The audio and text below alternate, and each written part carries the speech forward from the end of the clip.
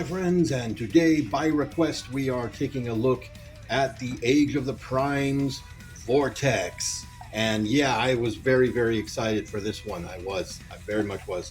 The combaticons are my favorite Scramble City combiner, just hands down, always have been.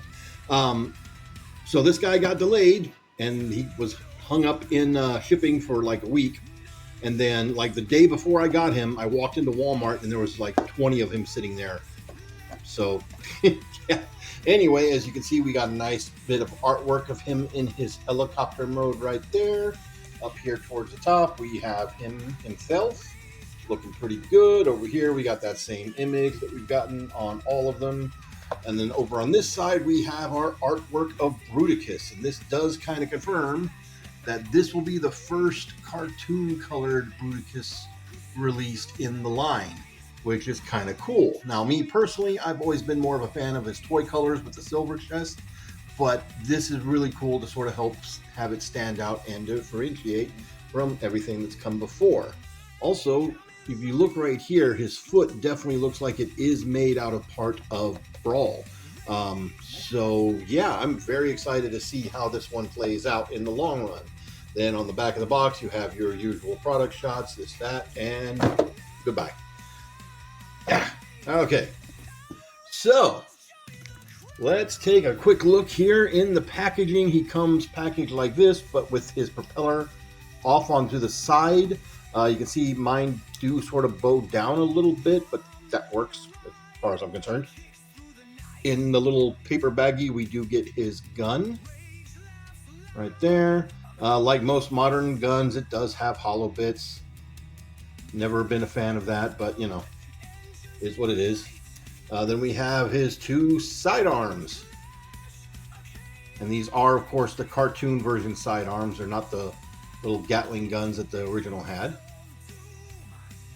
And then, of course, Vortex himself. Now, he comes packaged with his hands collapsed into his tail bits, and we'll talk about that here in a minute. But just to get a good look here at that head sculpt, I think that looks really good. My camera wants to keep focusing on it. He has pretty clean paint apps all the way down. Got that nice blue that he had in the show as opposed to the purple that the toy had. I will say, you can't really see it on camera, but there is some strange discoloring right here on his legs. They're a little bit darker than his thighs, and they look like they got some brownish tint. Again, it's not showing up on camera, but it is noticeable in the eyes.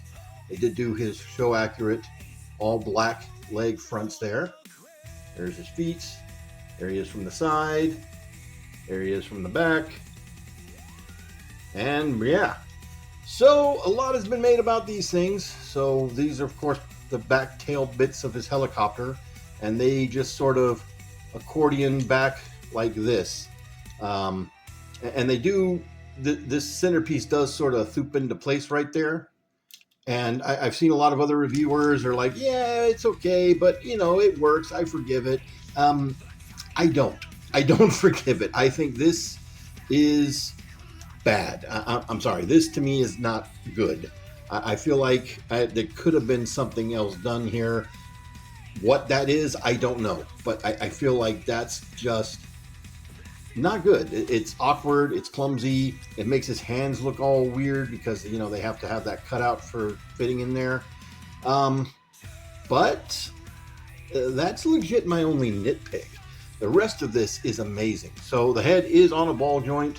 It is jointed towards the front, which makes his articulation just a little bit weird. He does have the universal shoulders, so they go all the way around. He does have a bicep swivel, but again, you got this big chunk that kind of gets in the way. A little bit hollow biceps, but that's kind of to be expected. Nothing at the wrist. We do have a waist swivel. We do have universal joints at the hips that can go all the way forward, all the way back, all the way out. We do have a thigh rotation, and we do have a deep knee bend. It just goes to 90 though. You can see some very familiar looking engineering right there in the legs. We do have an ankle tilt, but we also have a little bit of backwards movement on the ankle, and I believe that's just going to be for the combined mode when all is said and done. And also you can rotate this just like you could on the vintage toy. This was apparently a selling feature for this figure for some reason. I don't get it, but hey, it is what it is. So you can take his blasters and you can put him where they go on his forearms. They are, of course, your 5mm ports, so he can hold them in his hand if you want to do that. You can put them in his legs if you want to do that. That's the thing you can do. You can have him riding him like skis. Thing you can do. They've also got little tabs on them, and those are for going into vehicle mode, and we'll show that off in a little bit. And then, of course, you can give him his gun. And get in there. I will say those are a little tight, but they work. Now mine, the knees were stupid loose on mine. I had to attack mine. You can kind of see I got a little white residue in there with some Kiki's joint tightening stuff. Not a sponsor. But other than that, I'd say he's pretty solid. So for a quick comparison, I think the one that most people are going to want to know is how does he stack up with his Combiner Wars version. So the Combiner Wars up to the head is a little bit taller, just barely, but he was also a lot more spindly. He was a lot more colorful. Of course, granted, I've also got the Toy Hacks Rebel labels set on him. And, you know, people love this for Alpha Bravo. I didn't love this for Vortex. And plus, mine's yellowing. Yellowing right here. No real reason why. He's also a lot more floppy, and this guy's a lot more solid outside of, you know, the bad knees that I have. Here he is with his vintage counterpart. You can see how that stacks up. I mean, granted, his tail fin arms weren't much better on the original. And here he is with the Magic Square Masterpiece Scaled Tornado, not Vortex. So you can see how they look together. I'll be reviewing him soon, hopefully.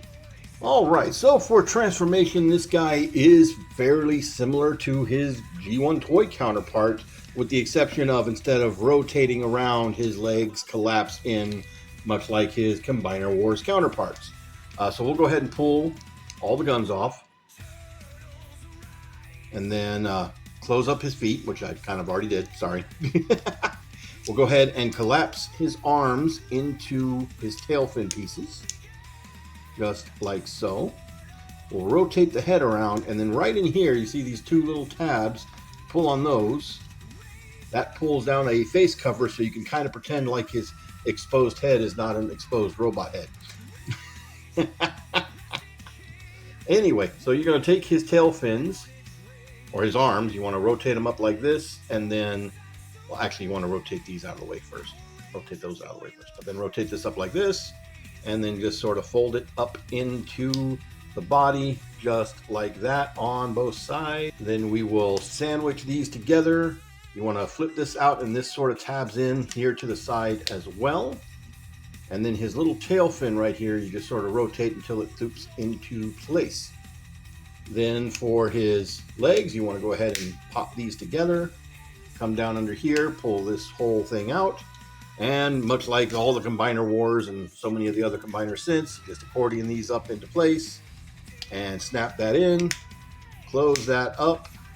And then take the propeller and spin it open, just like so.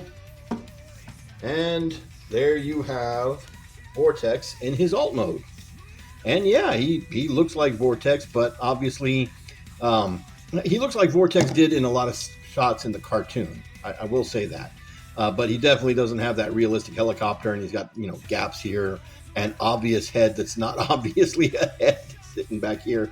So he does have a landing gear in the back of his head, and he's got the two up here that are just sculpted on so you can lay flat. The propeller does spin very well. Tail one, not as bad, not as good, but it spins. But this one spins very, very well. So if you look here, he's got little tab slots right here. He's got two more right here. He's got a big one right here, which may be for combined mode, but maybe not. And of course, you've got these two exposed ports right here. So you have options for all of his guns. So in the box art, they show the gun pegged here onto the side, but if you wanted to, you could take that and peg it down here, turn it this way, so it looks a little bit more like how it did in the original toy in the show. You can take his guns here and you can pop them onto the side, or you can also pop them here into that tab, or if you don't want them sticking out, you can in fact pop them into this tab slot up here and have them both stored underneath there. So, you know, options, just like that. Here he is once again with his vintage counterpart. You can see how those stack up. Here he is with his Combiner Wars counterpart. You can see how that stacks up. And just for giggles, here he is again with the Magic Square Tornado, not Masterpiece Vortex. So all in all, I think this guy has a problem. He's got a big problem, but I think he's still a very, very solid figure. I think he's got a fun transformation. His alt mode is okay. It's not the best, but it's okay. And I'm very, very excited to see this new Bruticus. Very much so. I guess I should point out he does have the same connection points as the other ARM bots do. So yes, you can put this in place of one of the aerial bots if you wanted to do that. I know some people seem to be very excited about him possibly getting repainted into Alpha Bravo. I don't really care. I think he's fine as Vortex, but yeah. So all in all, I do recommend him. I'm stoked to see the rest of them. So we did already see Brawl, and we did already see Blast Off, and now we've also seen just a teaser image of Onslaught. So I'm very, very, very stoked to see this get completed here in the near future. So I highly recommend them. If you can find them, pick them up. That's going to be it for me, guys. Y'all have a good one.